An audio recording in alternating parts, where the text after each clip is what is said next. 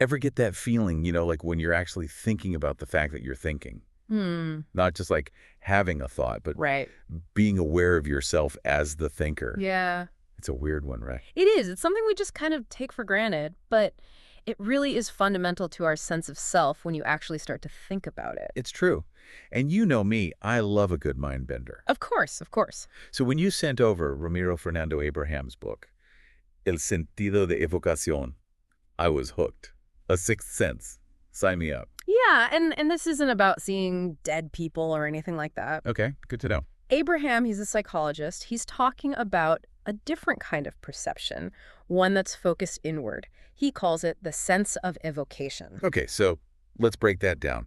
What is he actually proposing with this sense of evocation? Okay, so imagine trying to explain the color blue to someone who's been blind since birth. Okay. That's kind of the challenge we're dealing with here, trying to describe this sense of evocation, because it's almost like a sense we didn't know we had. So just like our sight, smell, touch, taste, hearing, they're all attuned to the outside world, right? Right. This sense, this one lets us perceive the world inside our own minds. So it's not just that we think and feel, it's that we can kind of like step back and actually perceive ourselves doing those things. Precisely. Think of it like this. Your computer, it stores tons of files, right? Right. But it doesn't know it has them. It doesn't It doesn't have that awareness. Exactly.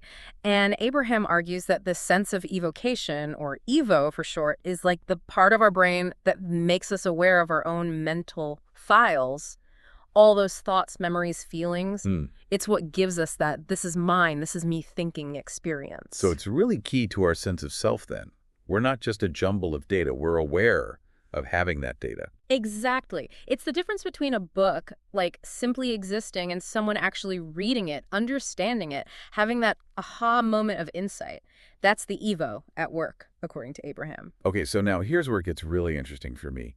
The sense of evocation, it's not just some abstract idea, right? Right. Abraham connects it to some pretty intense experiences like psychosis. That's right. And this is where I think it starts to get really interesting because it's a little less philosophical and it gets a bit more clinical. Okay. I think one of the most compelling aspects of Abraham's work is how he uses this concept, this sense of evocation, to understand something as complex and often as misunderstood as psychotic experiences. So we're talking about things like hallucinations, delusions, those sorts of things. Exactly. But here's the key difference in Abraham's approach. It's not about having these intrusive thoughts. It's about the ability, or rather the inability, to recognize those thoughts as being internally generated. So it's like your internal spam filter is offline. So for someone hearing voices, it's not necessarily that they're misinterpreting external sounds, but rather they're experiencing what Abraham would call a kind of evo glitch. They can't distinguish those inner thoughts from the external world. Wow. And their sense of self and their perception of reality, they just get completely intertwined in a way that most of us are lucky enough to not have to experience. Yeah. It's not just the content of the thoughts then. It's how our brains are processing and labeling them as inside or outside that seems to be key here. Precisely. And what I find so compelling is that this framework, this idea of the evo, it has implications beyond just clinical psychology. So you're saying it shows up in everyday life too. Give me an example. Take déjà vu, that eerie feeling like, I've been here before. Abraham suggests that could be our sense of evocation getting crossed with our present perceptions, like a sort of sensory echo, but within our own minds. So you're experiencing the present moment, but your evo is making it feel like a memory at the same time. Yeah. That's wild. Yeah. And remember that Abraham isn't suggesting that this evo is some kind of separate entity floating around in our heads. He proposes that it might be a specific system or even a network in the brain, just like our eyes are responsible for sight. Like how he uses that computer analogy. Yes. We have the hardware, the software, but it's the operating system that ties it all together. That makes it all make sense. Precisely. We have all of this internal data, the thoughts, the memories, but it's that act of perceiving them with the evo that makes us self-aware, that makes us us.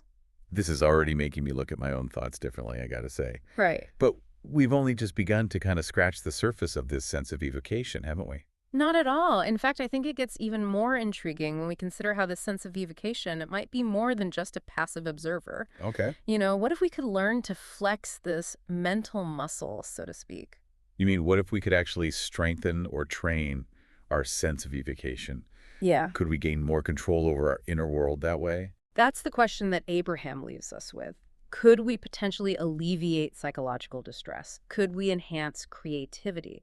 Could we even achieve those states of pure perception that are often described by mystics? It's a tantalizing thought. It really is. But before we get too ahead of ourselves, let's delve into some more concrete examples of how this sense of evocation might actually be at play in our lives. Yeah. And then we can explore what happens when it goes awry. That sounds like a plan. So before, we were talking about the possibility of actually strengthening this sense of evocation, this evo. Yeah. It's a fascinating idea, and it gets even more interesting, I think, when we look at how this sense of evocation might actually play a role in those more extreme experiences that Abraham talks about. Right, like what happens when this evo malfunctions. We touched on psychosis a bit earlier. Yes, and this is where I think Abraham's work really digs deep. He goes beyond just trying to define what psychosis is. He's really offering, I think, a whole new way of understanding it. So instead of just saying, hallucinations or distortions of reality, he's saying? He's suggesting that it's not necessarily a break from reality, but rather it's a different way of experiencing it, right? Okay. One where the lines between what's going on in your head and what's actually happening out in the world around you, those lines can become blurred Yeah. because your sense of evocation is, well, it's out of whack. Okay, so it's not that someone in a psychotic state can't tell what's real. It's more like, It's like their internal compass for navigating between those thoughts, those internal perceptions, it's on the fritz, it's malfunctioning. hmm, And this is where Abraham's book gets really powerful, I think, because he actually shares a case study, an interview with a young woman named Eva who experienced a brief psychotic episode. and what makes Eva's case so interesting in this context? Well, her experience lines up incredibly well with this whole sense of evocation idea, you see. She talks about being overwhelmed by these really intrusive thoughts, by paranoia. But here's the thing. She knew that these thoughts were her own. So even in the midst of this episode, there was a part of her that could recognize these weren't like external voices or commands. They were coming from her mind. Exactly. She says, and I'm paraphrasing here, but she says something like, I could tell it was my mind that was driving all of this, creating all of this. Wow. Her sense of evocation, it wasn't completely offline. It was just really, really struggling to do its job. Wow, that's got to be a terrifying experience. To be trapped inside your own head like that. Absolutely. And I think that's part of what makes Abraham's work so important, because he's offering a more compassionate, more nuanced way, I think, to even just understand these experiences. Yeah. Eva's case, it really challenges that traditional Freudian view of psychosis as this complete break from reality, doesn't it? Yeah, because she wasn't failing to test reality. She was. She was struggling to perceive her own thoughts accurately, to filter them in a way that most of us just completely take for granted, right? It's like, to use another analogy, it's like her mental volume knob for all of these internal experiences, it was just stuck on high.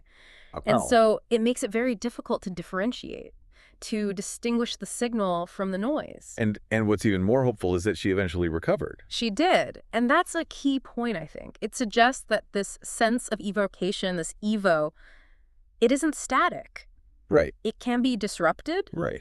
but it can also be strengthened. Right. Almost like a muscle, right? Yeah. The more we use it, the stronger it gets. And the stronger it gets, the better we are at navigating our own inner world, especially when things get a little messy. Yes, yes. Which brings us back to that question that we posed earlier. Could we actually train our sense of evocation in a way that could enhance our mental well-being? Right. If we can strengthen our evo, could that then make us less susceptible to those kinds of disruptions, to those evo glitches that we were talking about? It's certainly a possibility, and it's one that has profound implications, I think, not just for understanding and treating mental illness, but really just for understanding human consciousness itself. Okay, now hold on a minute. We've gone from a sixth sense to psychosis to the very nature of consciousness. Tell me more about this. Well, think about it. What Abraham is suggesting here is that this sense of evocation, it isn't just some quirky side effect of having a brain.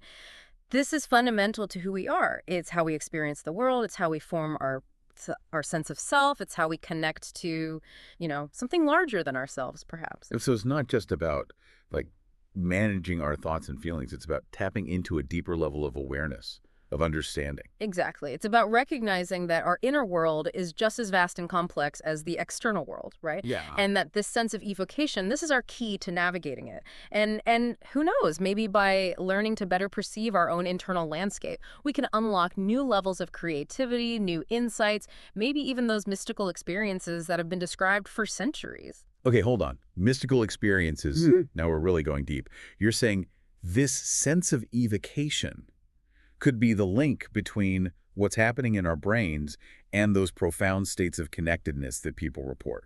Well, it's definitely a possibility. But before we get too esoteric, let's bring this back down to earth for just a moment. Remember how Abraham talks about this Evo as like a system in the brain? Right, like it's not just some abstract idea. There might actually be a physical basis for it. Exactly. And that's where things get really exciting from a scientific perspective. What if we could actually pinpoint the neural correlates of the sense of evocation? You mean like find the Evo in the brain, like see it on a brain scan? Yeah. Now that would be a game changer. Absolutely. And that's actually what we're going to be exploring a little bit later. We'll delve into that fascinating world of neuroscience, and we'll see what it has to say about the Evo and its potential. All right, so we're talking about potentially finding this Evo, this sense of evocation in the brain using neuroscience. Yeah. That's pretty wild. It really is an incredible prospect when you think about it. And while the research isn't quite there yet, there are some studies that are starting to offer some pretty compelling clues. Okay, so what's the current thinking then? Are we talking about one specific brain region? Like, is there an Evo control center? Well, it's probably not quite that straightforward, unfortunately. Okay. It's, think of it less like a single light switch and more like a whole network of interconnected circuits all working together. Okay, so no Evo gland that we can point to on a brain scan just yet. Not yet, no. But are there any areas that seem particularly, I don't know, promising in that search? There are a few key players that come to mind for sure. We know that memory, self-awareness, and sensory processing, these are all pretty crucial for this sense of evocation to work properly. Yeah, that makes sense. I mean, it's like if the Evo is basically helping us figure out what's coming from inside our own minds and what's coming from the outside world, then those areas of the brain would need to be in constant communication. Precisely. Yeah. And there's some interesting research that's emerging around what's called the default mode network. Okay, yeah, I've heard of that. That's the network that, like, lights up when our minds are wandering, right? Yeah. Like when we're daydreaming or lost in thought. Exactly. And some neuroscientists believe that this network could actually be playing a role in generating the raw material, those internal representations, that our Evo is then responsible for interpreting. So fascinating. So we've got this network potentially creating these internal images and memories and feelings, and then the Evo steps in to help us make sense of it all. It's like the Evo is adding the narrator to the story of our experience, in a way. Oh, I like that. I like that analogy a lot. And of course, we can't forget about the prefrontal cortex, that executive center of the brain that's involved in all that higher level thinking. Right. That's got to be involved somehow, helping to direct our attention, decide which Evo signals we should be paying attention to and which ones we could ignore. Exactly. Yeah, it seems very likely that the sense of evocation, it really relies on this dynamic interplay between many different brain regions, all contributing something unique to the process. So we're really talking about a whole orchestra of brain activity here, not just a solo performance. Yes, precisely. And just like with a good orchestra, it's the way that all those different parts work together that creates that magic. This is all so incredible, but we're still talking about, like, relatively early stages of the research, right? Oh, for sure. Absolutely. We're just beginning to map out this whole neural territory of the Evo. But the potential here for future discovery, it's enormous. I bet. And just imagine the possibilities if we could actually see how this sense of evocation functions in real time. We could not only understand how it works, but also what's going on when it goes, haywire, like these cases of psychosis we were talking about earlier. Absolutely, yeah. This could totally change the game for how we diagnose and treat and even prevent mental health issues in the future. And it's not just about the clinical side either, right? I mean, think about the potential for actually boosting creativity, for deepening our self-awareness, maybe even intentionally accessing those altered states of consciousness that Abraham was talking about. Oh, for sure. It's an incredibly exciting area of research. And like we've been saying, I think we've only just begun to sort of scratch the surface of what this sense of evocation might really be capable of. It's really pretty mind-blowing when you stop and think about it, that something we experience so effortlessly every single day, this awareness of our own inner world, could actually hold the key to unlocking these profound mysteries about the mind. And it all goes back to that book you shared, that initial spark of curiosity. It just goes to show sometimes I think the most profound journeys